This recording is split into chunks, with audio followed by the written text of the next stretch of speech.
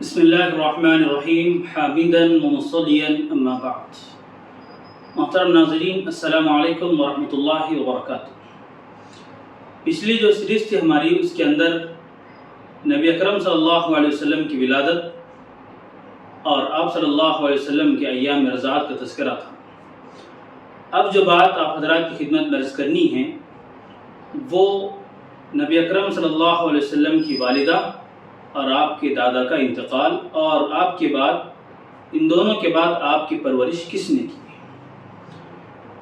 تو نبی اکرم صلی اللہ علیہ وسلم جب 6 سال کے ہوئے تو آپ کی والدہ حضرت آمنہ نے آپ کو لے کر سفر کیا مدینہ کی جانب۔ چونکہ وہ ننیحال تھا اس لیے وہاں پر گئی، اور آپ کے ساتھ بی بی آمنہ کی ایک خادمہ اور آپ صلی اللہ علیہ وسلم کی دائیہ ام ایمن بھی تھی۔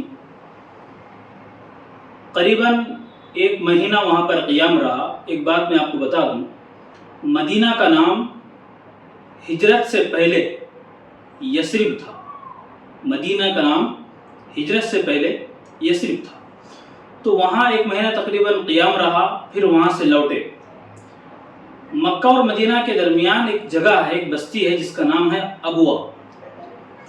اس مقام پر آ کر نبی اکرم صلی اللہ علیہ وسلم کی والدہ حضرت آمنہ بیمار ہوئی، اور اس کے بعد ان کا انتقال وہاں پر ہو گیا۔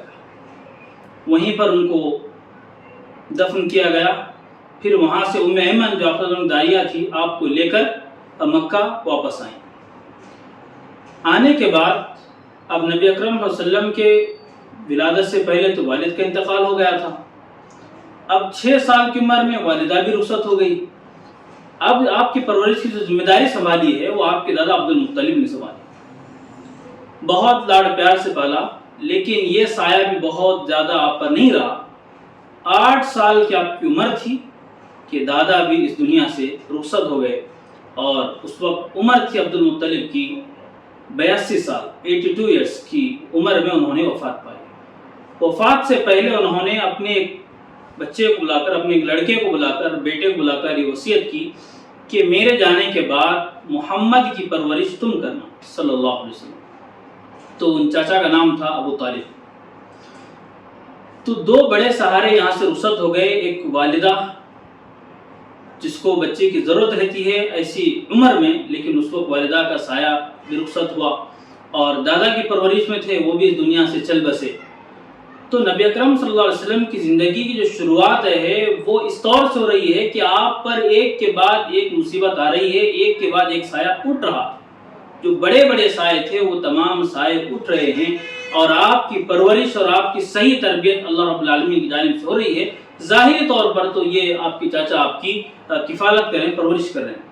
تو دونوں والدہ اور دادا کی وفات کے بعد اب آپ ابو طالب کی پرورش میں آ گئے، ان کے ساتھ رہتے تھے۔ ابو طالب اپنے تمام بچوں میں سب سے زیادہ جو پیار کرتے تھے وہ نبی اکرم صلی اللہ علیہ وسلم کو پیار کرتے تھے۔ حالانکہ بھتیجے تھے اور در یتیم تھے، زیادہ ان سے پیار کرتے تھے، زیادہ لگاؤ تھا، جہاں بھی جاتے تھے اپنے ساتھ لے کر جاتے تھے۔ اور قریش کا جو وہ تھا پیشہ تھا وہ تجارت تھا، تو ابو طالب بڑے اچھے تاجر تھے، تو وہ باہر ملکوں میں جایا کرتے تجارت کی غرض سے۔ جب وہ جانے لگے تو نبی اکرم صلی اللہ علیہ وسلم چونکہ اس وقت 12-13 سال کی عمر تھی، آپ نے بھی آنے کی درخواست کی۔ حالانکہ عمر چھوٹی تھی، ابو طالب اس بات پر راضی نہیں ہو رہے تھے، لیکن آپ نے اصرار کیا مستقل۔